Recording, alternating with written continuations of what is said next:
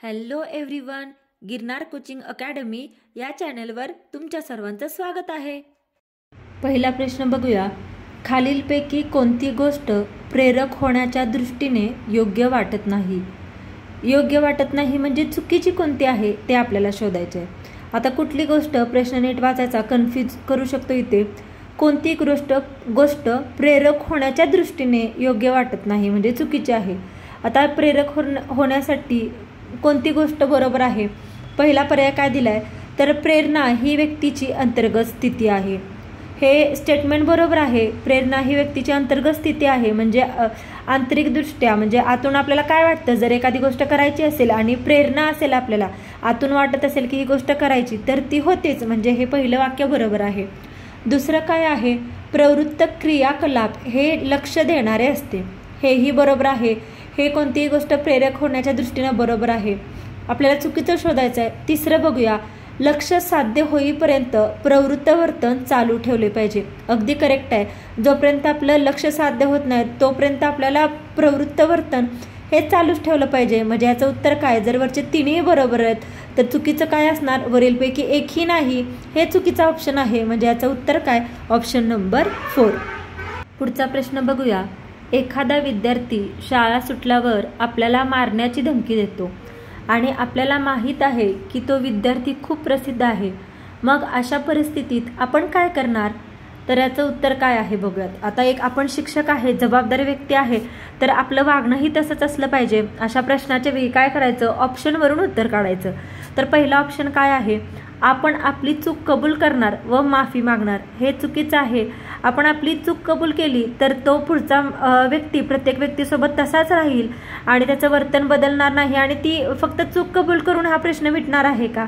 तर नाही. आणि माफी मागण्याचा प्रश्नच येत नाही. जर आपण चुकलो नाहीये तर आपण माफी नाही मागणार, म्हणजे हा ऑप्शन चुकीचा आहे. दुसरं ऑप्शन, आपण काही गुंड विद्यार्थ्यांना सोबत घेऊन त्याला प्रत्युत्तर देणार. हाही ऑप्शन चुकीचा आहे. आपण असं हाणामारी करून किंवा असं वर्तणूक करणं हे चुकीचं आहे, म्हणून हाही ऑप्शन चुकीचा. तिसरं, आपण त्याला धमकी देऊन त्याने दिलेलं आव्हान स्वीकारू. तर हेही चुकीचं आहे. आपण त्याला जर धमकी दिली तर त्याच्यात आणि आपल्यात काय फरक राहिला? सेमच वर्तन झालं. हे आपलं शिक्षक आहे, आपण एक जबाबदार व्यक्ती आहे, हे आपल्याला वर्तन शोभतं का? नाही, म्हणून हाही ऑप्शन चुकीचा आहे. आता ऑप्शन 4 बघूयात. आपण आपला राग शांत करण्याचा प्रयत्न करू व योग्य रीतीने हे प्रकरण हाताळू. हे उत्तर बरोबर आहे. म्हणजे करेक्ट आन्सर काय आहे? Option number 4. आपण कोणतंही हाताताईपणा, मारहाण न करता आपण आपला त्या परिस्थितीपुरतं राग शांत करू आणि योग्य रीतीने ह्याच्यावर काहीतरी सोल्युशन काढून योग्य प्रकारे हे प्रकरण हाताळू. म्हणून याचं उत्तर काय येणार? तर ऑप्शन नंबर 4. पुढचा प्रश्न बघूया. एखाद्या विद्यार्थ्याला महाविद्यालयात जाण्यासाठी प्रोत्साहन दिले पाहिजे, कारण आता पहिला ऑप्शन आहे तो सरासरी बुद्धिमत्तेपेक्षा श्रेष्ठ आहे. म्हणजे हा पण पॉझिटिव्ह आहे. बुद्धिमत्ता आहे म्हणजे हुशार असणं, ही गोष्ट चांगली आहे पुढच्या शिक्षणासाठी, म्हणजे ऑप्शन 1 बरोबर आहे. आता दुसरा ऑप्शन बघूयात. त्याच्याकडे आर्थिक आधार आहे. हाही ऑप्शन पॉझिटिव्ह आहे, म्हणजे बरोबर. म्हणजे पुढचं शिक्षण घेण्यासाठी काही फीज असतील किंवा काही पैसे त्याला भरावे लागत असतील, पुस्तक असतील, तर त्याच्याकडे तो आर्थिक आधार आहे, म्हणजे ही पॉझिटिव्ह गोष्ट आहे. तिसरं, त्यांनी हायस्कूल ग्रॅज्युएशनच्या गरजा भागवल्या आहेत. म्हणजे त्याचं जे शिक्षण होतं ग्रॅज्युएशनपर्यंत हायस्कूलचं ते त्यांनी व्यवस्थित केलं आहे, त्याच्यात त्यांनी गरजा भागवल्या आहेत, म्हणजे हाही पॉझिटिव्ह आहे पॉईंट. म्हणजे याचं उत्तर काय येणार? तर ऑप्शन नंबर 4. वरील सर्व सत्य आहे आणि त्याला जाण्याची इच्छा आहे. या तिन्ही गोष्टी जरी सत्य असल्या तरी त्याला जाण्याची इच्छा आहे, ही खूप महत्त्वाची गोष्ट आहे. म्हणून याचं उत्तर काय येणार? तर ऑप्शन नंबर 4. वरीलपैकी सर्व सत्य आणि त्याला जाण्याची इच्छा आहे. पुढचा प्रश्न. आपल्या स्वतःला शिक्षकी व्यवसायात पाहायला आवडेल जर?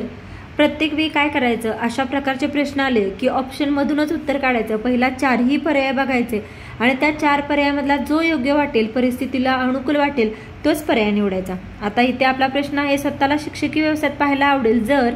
आता पहिला पर्याय बघूयात. आपल्या भेटीसाठी गावच्या मोठ्या शाळेला लाच देऊन. हा बरोबर आहे का? हा पर्याय योग्य आहे का? नाही. लाच देऊन शिक्षक होणं हे अतिशय चुकीची गोष्ट आहे. ऑप्शन 2 बघूयात. राष्ट्रीय स्तरावरील स्पर्धेत उत्कृष्ट प्रदर्शन करण्याद्वारे. हा बरोबर आहे. कोणताही परीक्षा द्यायची राष्ट्रीय स्तरावरती तिथे आपण आपला चांगला स्कोर काढून मेरिटमध्ये येऊन आपण उत्कृष्ट प्रदर्शन करून स्वतःला शिक्षक होऊ शकतो. हा पर्याय बरोबर आहे, ऑप्शन नंबर 2. आता तिसरा पर्याय बघूया. खूप गंभीर परिस्थिती झाल्यामुळे कुठल्याही प्रकारे, हा अतिशय चुकीचा पर्याय आहे. कुठल्याही प्रकारे तुम्ही शिक्षक नाही होऊ शकत, असा कधीही हे सोल्युशन नाही वापरायचं. आणि चौथं काय, राजकीय मदत घेऊन, हाही पर्याय चुकीचा आहे. म्हणजे याचा आन्सर काय, ऑप्शन नंबर 2, राष्ट्रीय स्तरावरील स्पर्धेत उत्कृष्ट प्रदर्शन करण्याद्वारे. पुढचा प्रश्न बघूया. प्रकल्पातील शिक्षकांची भूमिका, ऑप्शन आहे एका मित्राप्रमाणे, बरोबर आहे. ऑप्शन 2, मार्गदर्शक सारखे, हेही बरोबर आहे. तिसरं, एका सहकर्मीसारखं म्हणजे साथीदारासारखं, हेही बरोबर आहे.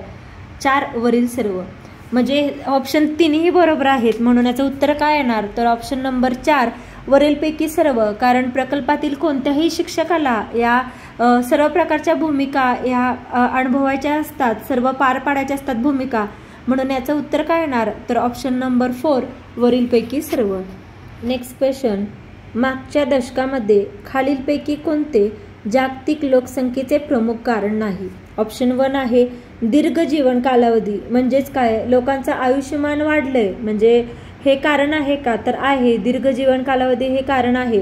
प्रश्नामध्ये विचारलंय काय, प्रमुख कारण नाही विचारले, म्हणजे हा ऑप्शन येणार नाही. दुसरा आहे अभ्रक मृत्यूदर कमी करणे, हेही बरोबर आहे. अभ्रक मृत्यूदर कमी करणे हे लोकसंख्येचे कारण आहे प्रमुख, म्हणून हाही पर्याय येणार नाही. तिसरा आहे सुधारित स्वच्छता. सुधारित स्वच्छता झाली म्हणजे हेही लोकसंख्येचे प्रमुख कारण आहे.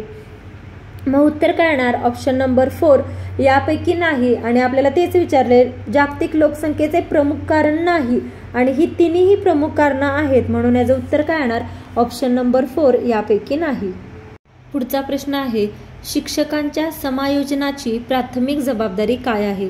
आता समायोजनाची प्राथमिक जबाबदारी म्हणजे काय, शिक्षकांनी प्रत्येक येणाऱ्या परिस्थितीला सामोरं जाणं, ॲडजस्टमेंट करणं किंवा एखादी जर परिस्थिती असेल तर ती व्यवस्थित हँडल करणं, हीच समायोजनाची प्राथमिक जबाबदारी आहे शिक्षकांची. तर ती कोणती विचारले, तर याचं उत्तर काय येणार, तर ऑप्शन नंबर 3 शिक्षक स्वतः ही शिक्षकांच्या समायोजनाची प्राथमिक जबाबदारी आहे. हे करेक्ट उत्तर आहे. म्हणून ऑप्शन नंबर 3 शिक्षक स्वतः. Next question. संवाद 1 ... पहिला ऑप्शन आहे स्त्रोत आणि घेणाऱ्यातली एक प्रक्रिया आहे, बरोबर आहे.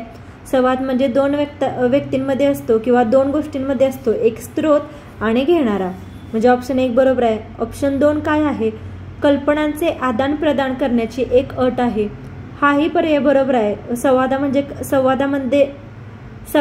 काय होतं, तर कल्पनांचे आदान प्रदान होते, म्हणून संवाद ही एक कल्पनांचे आदान प्रदान करण्याची अट आहे, हाही पर्याय बरोबर आहे. 3 माहितीचे हस्तांतरण करण्याची एक प्रक्रिया आहे, हाही पर्याय बरोबर आहे. संवादामध्ये काय होतं, तर माहितीची देवाणघेवाण होते, म्हणजेच हस्तांतरण होते, म्हणजेच थोडक्यात हा पर्याय बरोबर आहे. संवाद हा माहितीचे हस्तांतरण करण्याची एक प्रक्रिया आहे.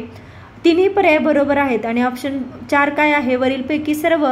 म्हणून या प्रश्नाचं उत्तर काय येणार, तर ऑप्शन नंबर 4 वरीलपैकी सर्व बरोबर आहे. Next question. शिकण्यामध्ये प्रेरणेद्वारे खालीलपैकी कोणती एक भूमिका साकारली जात नाही. ऑप्शन 1 आहे मानवी वर्तणुकीला उत्तेजन देणे, ही भूमिका साकारली जाते, म्हणून हा पर्याय येणार नाही, कारण आपल्याला विचारले की भूमिका साकारली जात नाही. ऑप्शन 2 बघूया. मानवी वर्तणुकीचा पाठपुरावा करणे, हे देखील शिकण्याच्या प्रेरणेद्वारे ही भूमिका साकारली जाते, म्हणून हाही पर्याय येणार नाही. तिसरा आहे मानवी वर्तणूक टिकून ठेवणे, ही भूमिका साकारली जाते, म्हणून हाही पर्याय येणार नाही. मग राहिला ऑप्शन 4, तो काय आहे, मानवी वर्तणूक ओळखून काढणे, हा पर्याय बरोबर आहे, कारण ही भूमिका शिकण्यामध्ये प्रेरणेद्वारे स्वीकारली जात नाही, म्हणून याचं उत्तर काय, ऑप्शन 4 मानवी वर्तणूक ओळखून काढणे. Thank you for watching. प्लीज व्हिडिओला लाईक करा, शेअर करा, कमेंट करा आणि चॅनलला सबस्क्राईब करायला विसरू नका. आणि अशा प्रकारचे कोणत्या टॉपिकवरचे व्हिडिओ तुम्हाला पाहायला आवडतील ते कमेंट करून नक्की सांगा.